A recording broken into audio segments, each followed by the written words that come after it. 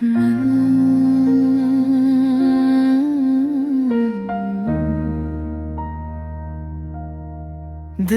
کو پھر تیری تمنا نے صدا دی ہوگی، رات خاموش تھی ہوا نے دعا دی ہوگی، چاند بھی بام فلک پر تھا مگر خاموش رہا، تیری یادوں نے اسے بھی تو وفا دی ہوگی۔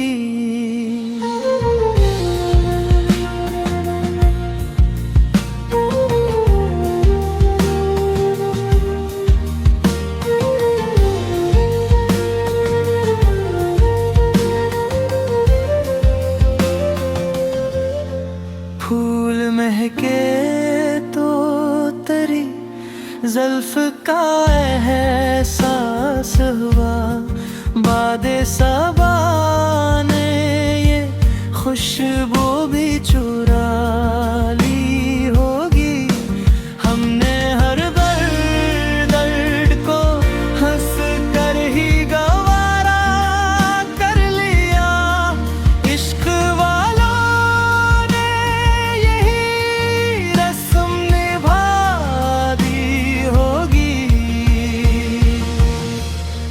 وقت کی دھوپ میں جلتے رہے تنہا، لیکن صبر نے دل کو نہیں ایک جلا دی ہوگی۔ کوئی دریا تھا کہ آنکھوں سے رواں رہتا تھا، ہجر نے اشک کو یہ طرز سکھا دی ہوگی۔